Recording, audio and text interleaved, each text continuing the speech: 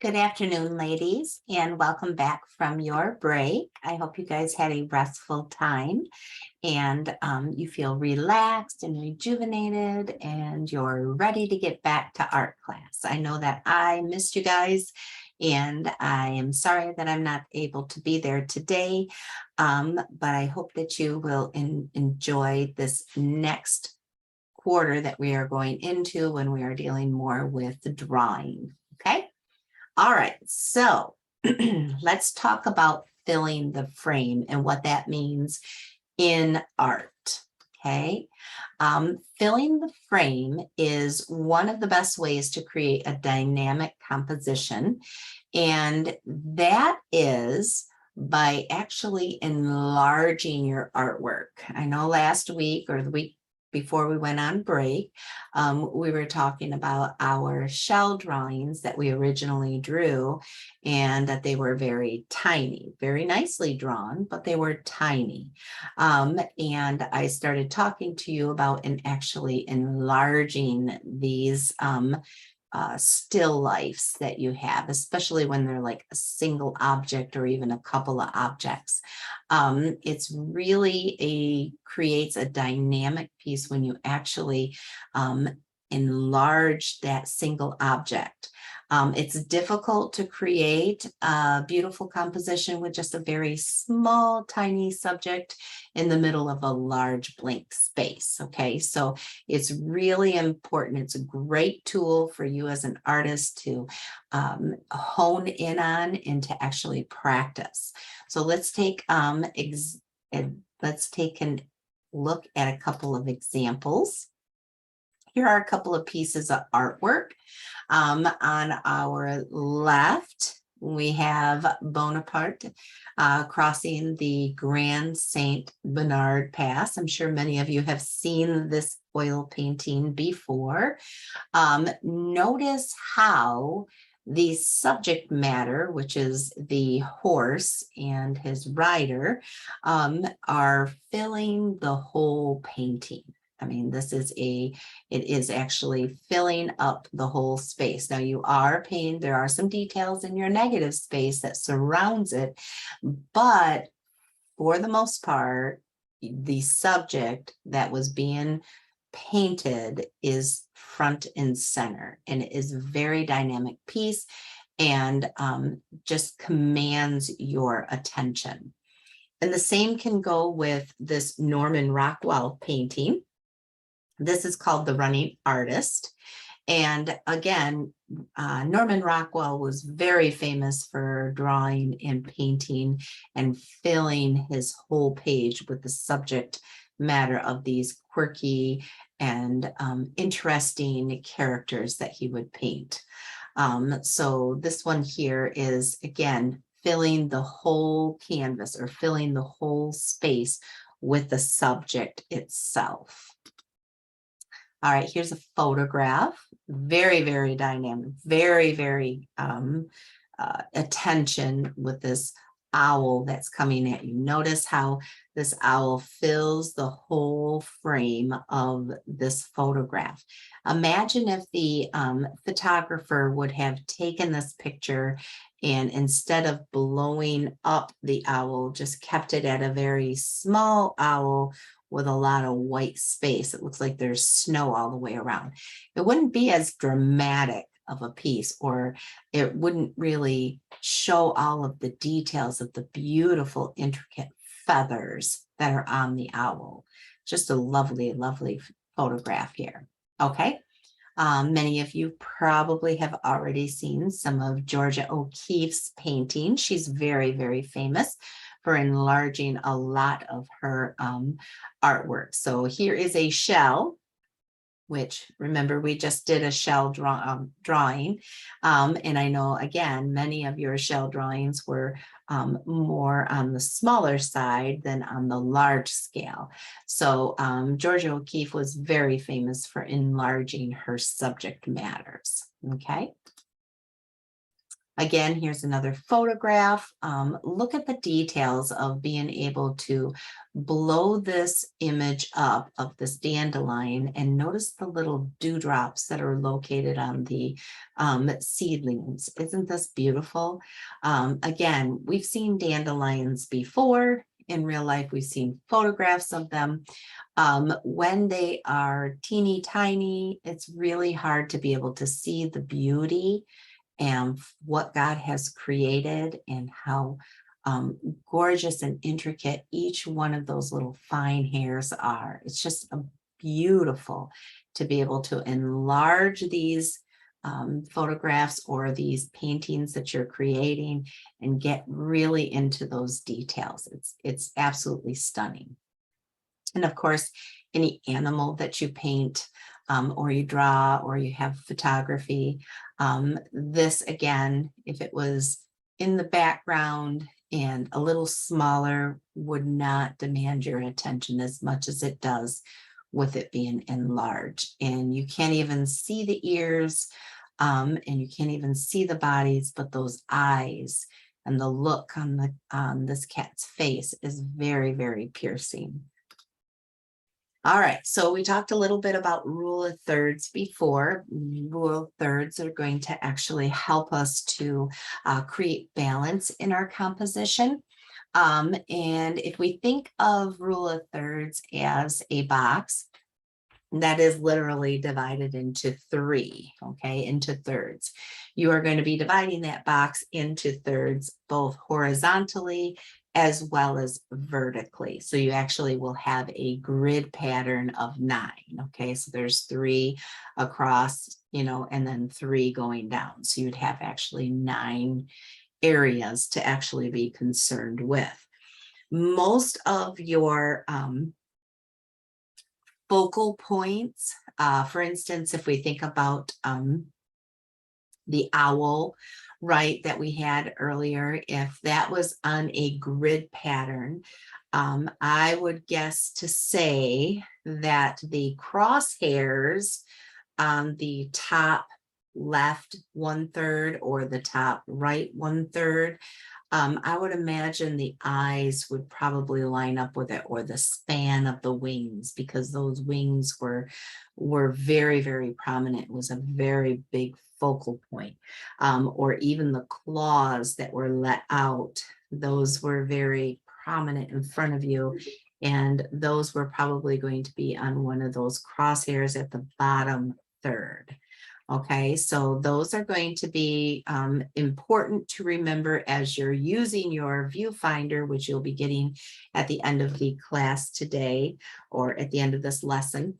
And it's important when you're looking through a viewfinder that you will actually line those crosshairs up on some important focal points within your subject that you are actually drawing.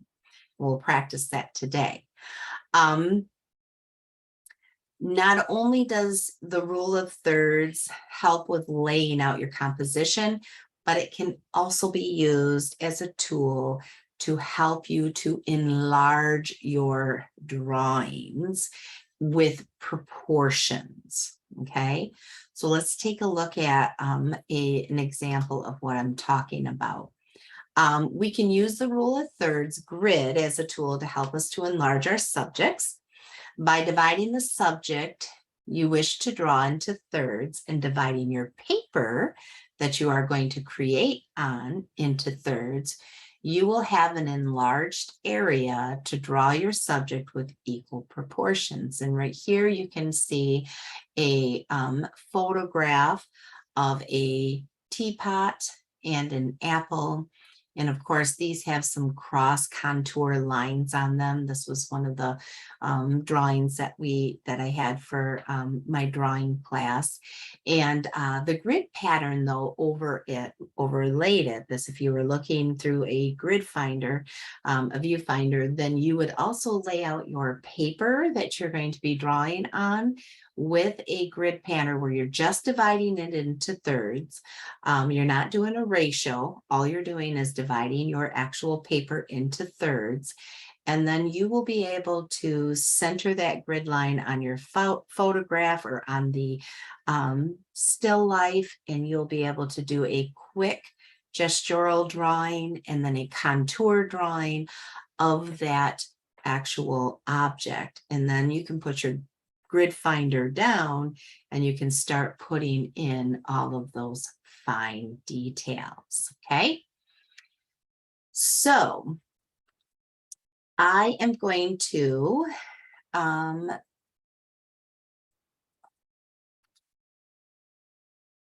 here is your, bear with me just a second. All right, I jumped the gun there. Okay, so here is the cat. When we were talking about earlier, we seen that photograph of just the dynamic of enlarging this cat. If you notice, again, remember we were talking about putting the crosshairs on key factors or focal points, and notice that the top left grid where the crosshairs are lays right on that eye. And the other eye is on that top third line. Okay, so that is what I was talking about, where it's important to line up one of the key focal points of your subject onto that grid pattern. All righty, so what we are going to be doing today is during our class time, there are going to be some pumpkins that are set out. We kind of use those as still life last time that we were together. You're going to each select a pumpkin or a gourd. And then what I'd like you to do is I'd like you to pair up into groups of 2. Now, hopefully everybody is there and there are 10 of you. If there is not, then there might be one group that has a group of 3, which is totally fine. Okay. So we want this to be, but if you are if all 10 of you are there, it should be even where everybody just kind of pairs up into 2. What I'd like you to do then is we're going to have a little bit of fun, a little bit of practice. I'd like you to get your journal out using the utensil that you would enjoy. I probably would just use a graphite pencil, but you're more than welcome to use charcoal if you'd like. What you're going to do is you're going to take out a journal page and you are going to face each other. And when your teacher tells you to start, after you get yourself all ready, then I want you to each practice drawing a blind contour of your classmate that you are teamed up with, okay? But this time I want you to really fill the whole page, okay, without going off. So this is going to be really, really tricky. It's not going to give you, you may find yourself pulling your pencil right off the edge of the page, but I really want you to get your eyes and your mind and your hand to start speaking to one another and to really get a sense of moving your hand all the way around that actual piece of paper. Okay. All right, so the first journal that you are going to do entry is going to be a blind contour drawing of your classmate. Okay, so then after you get a chance to do that and you guys kind of giggle about it and you take a look at it, then the second journal page, you can also flip your blind contour over and just do it on the back side of that if you don't want to waste another or use another blank page. Then your second journal page is going to be a gesture drawing of your classmate holding a pumpkin. Okay, so the pumpkin that you have already chose, what you will do is one of your classmates are going to, the one that you're teamed up with, one of you are going to hold the pumpkin or the gourd any way that you want, you know, with your finger, or you can hold it in the palm or something of that nature. You just want to be holding the pumpkin, or you can have both hands on it on the desk, something of that nature. You just want to be having some kind of a movement that's and then kind of frozen in time, okay? And the other is going to be the artist, and they are going to be taking and creating a gesture drawing of the classmate holding the pumpkin. So each of you are going to be taking turns being the artist, where you are doing a gesture drawing, and then each of you are going to be the muse, if you will, the subject of holding the pumpkin or grabbing the pumpkin or something of that nature. Now, remember, our gesture drawing is quickly sketching. We're not taking in a whole lot of detail. As far as clean lines, you're just going to very messily, but precisely be able to sketch in, the simple shapes and then make those simple shapes a little bit more complex, but it's a very quick drawing, okay? All right, so then your third drawing is going to be on a blank journal page, okay? And we are going to be using a viewfinder to enlarge your chosen pumpkin. So after you've done the first two exercises together, then what I would like you to do is you are going to be drawing your own pumpkin or gourd, whichever one that you picked, using your viewfinder, and you are going to enlarge a contour drawing like what I showed you with the teapot and the apple onto one of your journal page. I want you to fill that journal page, okay, with the pumpkin or gourd that you are choosing. Remember to position your viewfinder with the crosshairs on an important, what you would consider important on that pumpkin or gourd. Make sure that one of those crosshairs are lined up with that. Try to position your crosshairs or the grid pattern with that rule of third to create balance. And I'll show you that in one of our camera views a little bit past this, okay? So we will use that drawing that you do today in class of the contour blown up, filling the frame picture of your pumpkin or gourd as our critique for our first critique for second quarter, which is going to be next week. Okay, so make sure that you get that drawing in. Again, you can use whatever utensil you use. I suggest using a graphite pencil for these exercises, but if you really want to use the charcoal pencils, you're more than welcome to do so. Okay, and then finally, before you leave, there are some photographs of pomegranates, and you each get to select the photograph of your choice, and you will be inserting that photograph inside a protective sleeve, and you'll be taking that home with you along with a piece of gray tone sketch paper that you'll be taking home, and it'll be part of your homework assignment this week. Make sure you protect that gray piece of toned paper by putting it on your artboard and making sure that the corners don't get bent, okay? There will be some tape if you would like to tape it so that it stays down. Just want to be very careful not to put too much tape on it. You just want to make sure that that paper stays nice and crisp, okay?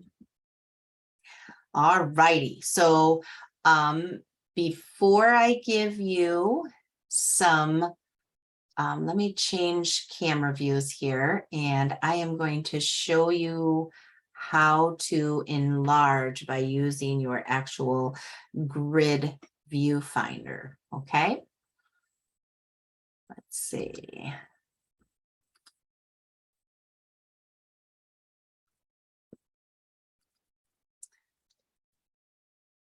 All righty. Okay, so let me clear this away. All right, so here is a picture of a gourd, right? I chose one of those out of the actual box. And this will be the grid finder that, or the viewfinder that you'll be receiving today. They'll be sitting up there on the counter. What you're going to do is you're going to hold that grid finder, or viewfinder, excuse me, I keep saying grid finder, but you're going to be holding that onto your actual, position it right over that gourd or your pumpkin, and you're going to be trying to fill the whole area. You want as much of that on there unless you decide that you want to take it off, but you need to position this so that it is aesthetically pleasing and that there's balance. If I were to move my viewfinder to where the gourd is way up at the top, I have all of this vacant space down here that it just isn't very pleasing to the eye. And the same as if I brought it way up, and brought the gourd so that it was down at the bottom of my picture plane. All right, so by filling the whole frame, you can move your gourd in different positions, if you have it, whichever way. I thought that it looked kind of nice being kind of on an angle. So I would probably position this one here. Notice that my crosshairs, right? If I put my actual grid finder here, my crosshair here is right at that curve, right? And in a gourd, that was probably going to be a center focal point. And then my bottom grid down here is in the heaviest part of the actual gourd itself, okay? Remember how we talked about filling the frame? And one of the things that was said that if you do not fill the frame and you have a tiny object on a white piece of paper, take a look at what it would look like if that was your actual picture. It's not as pleasing to the eye as it this tiny little gourd sitting in the middle, right smack dab in the middle of your drawing.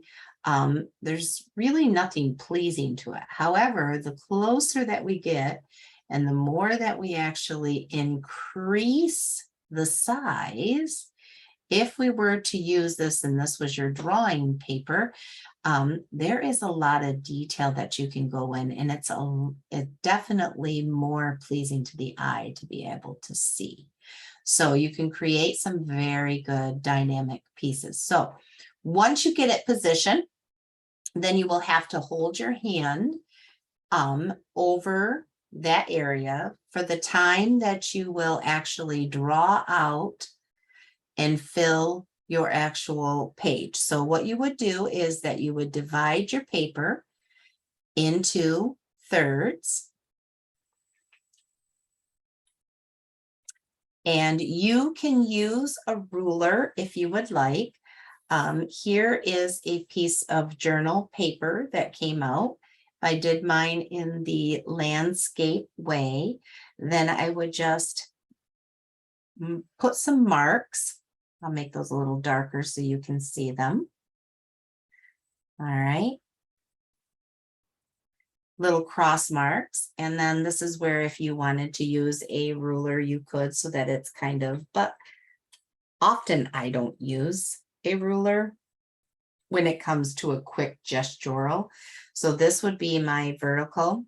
And then I am going to break it into thirds on my horizontal. Looks like I was a little off, so I'll try to make this a little bit longer. All right, and if I bring that over, all right, and how about here?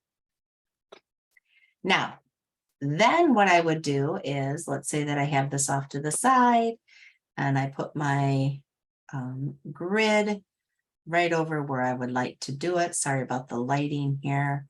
Then I can see that in this top third, right, going across, and I have this grid that comes down here. I'm just going to kind of draw these lines down. and I've got this grid pattern that comes across like this, right? I can actually lay this out and I can say, okay, so from this section here, I'm going to have my round and I'm coming up and I'm coming over. My camera keeps making all kinds of, all right. And you're going to have to hold it in place. Now, again, I'm trying to do this on the camera, but you will, because I can't see through the viewfinder unless I stand up. So you'll be having that come around and that went up inside. And then it actually came down and it went all the way down here. And notice how I am now being able to drop my viewfinder. And then I can start adding in my cross contour lines, right? I can start adding in the details of the lines that come up. And I'm not spending a whole lot of time as far as details go.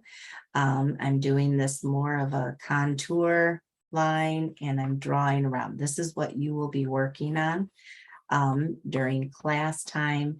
And we will use this as our in our class for our critique next week. Now you can get into some of the details, but notice that there are some there's some different colors in here. That is important to get those in, right? These are called our cross contour lines. So even though we're not doing a whole lot of shading or coloring, we still want to get some of those in. So like this is my reflective line, right? It's there. And then I also have a reflective line that comes here. That's part of my cross contour. I need this to be rounded so people can see that it is a round piece. Okay. So I'm looking at some of those details to help be able to define this particular gourd. And then I will come back in and I can just use my eyes now that I have enlarged it, right? And then down here, there's the shadow.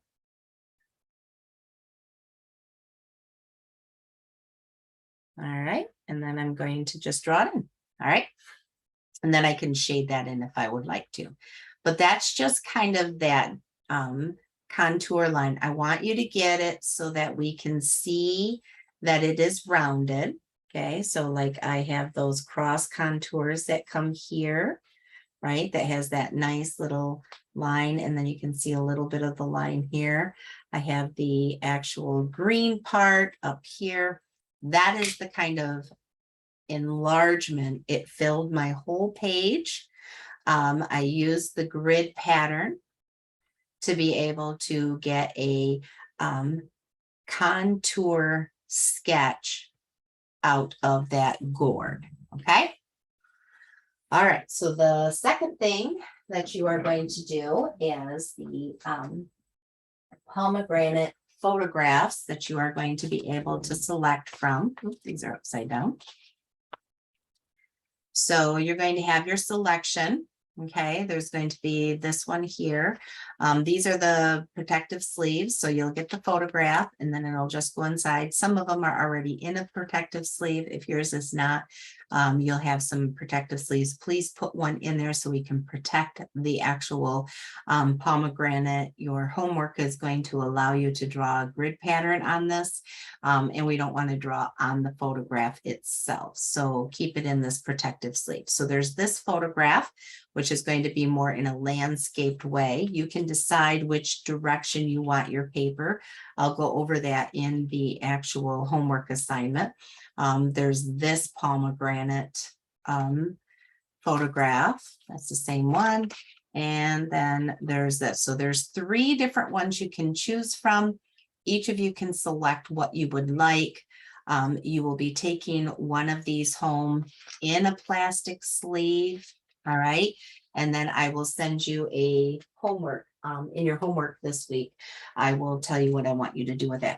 In addition, you are going to be grabbing a piece of the gray toned sketch paper. So each of you will take one of these home. Please make sure that it is on your artboard so that the paper is protected. And with that, I have a short video for you to watch in regards to why we are choosing a pomegranate for our first drawing that is going to be in this quarter of charcoal drawing. Okay, and yes, you will be drawing this with charcoal.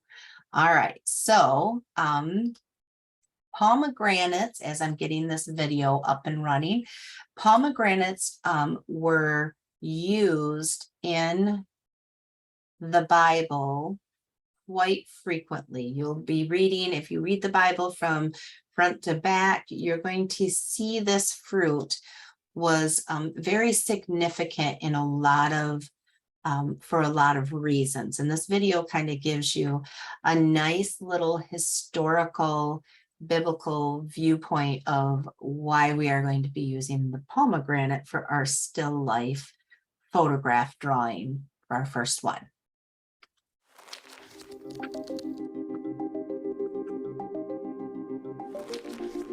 In the ancient Near East, the pomegranate was a widely accepted symbol of fertility. This was due to the many seeds contained in each fruit. The pomegranate's potential for reproducing seems nearly unlimited, so standing as a symbol for fruitful potential, productivity, and abundance was quite appropriate. Its red, blood-like color may have also been a consideration, as blood is vital to life. In the Bible, the pomegranate was used as a clear symbol of abundance, potential abundance, and blessing. It appears in the list of fruits given to the Israelites to demonstrate the Promised Land's abundance. And the Hebrew word for pomegranate, Ramon, is incorporated into the names of some sites mentioned in the Bible, including Gath Ramon, meaning pomegranate winepress, and Hadad Ramon, which may have been a place of spiritual apostasy in the plain of Megiddo. The pomegranate was also used in Israel's religious life. The garment of the high priest had both a functional and decorative hem that included gold bells to announce his presence in the temple, intermingled with blue, purple, and red yarn pomegranates. The bells had a functional purpose, while the pomegranates must have had a decorative and symbolic purpose, perhaps representing the many blessings of God that came with worshiping him as he had prescribed. Later in Israel's history, the Temple of Solomon also incorporated pomegranate imagery, this time as a decorative element of the building itself. Many bronze pomegranates are said to have decorated the capitals, or tops, of the two entryway pillars into the temple. The pomegranate as a decorative and symbolic element is well known from the archaeology of the Near East. A variety of pomegranate-shaped objects have been found in cultic or religious contexts. Items like pomegranate-shaped vessels or pots, pomegranates from the center of bowls, pomegranates from votive offering rings, and small pomegranates that were meant to hang off various vessels. With the recent discovery of a clay hanging pomegranate from the Israelite religious site of Shiloh, there's now archaeological evidence that the pomegranate was an important symbol in the Philistine, Canaanite, and early Israelite religions. It seems that pomegranates may also have been associated with women in ancient pop culture. This can be seen in the Bible by the use of pomegranates in Song of Songs. The pomegranate's association with abundance, fertility, and therefore beauty is used by the author to describe the beauty and attractiveness of the female character. This association with femininity is also seen in the historical record and has led some scholars to interpret ivory and bone sticks topped with small pomegranates as women's pins for clothing, kohl sticks, which are ancient makeup applicators, and spindles involved in clothing production. Thanks for watching. If you enjoyed this spotlight, please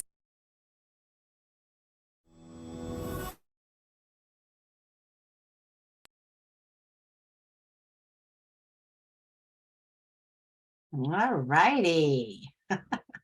Sorry about that. All right, so we are going to be drawing our very first sketch. Again, I will go through the details of this particular drawing in your homework. So don't worry about it just yet. It'll actually be, this is going to take us about 3 to 4 weeks, I think, within our class time, and then also as your homework to be able to create this. We're going to be enlarging this photograph, and we are going to be paying close attention to value, and we're going to be paying attention to highlights for light and shadows. So there's going to be a lot of details using your charcoal pencils and your white charcoal pencil as we are creating this particular drawing from a photograph. Okay, so again, for today, what you are going to be doing is I don't want you to forget to select one of your pomegranate photographs. Make sure it's put into one of these protective sleeves.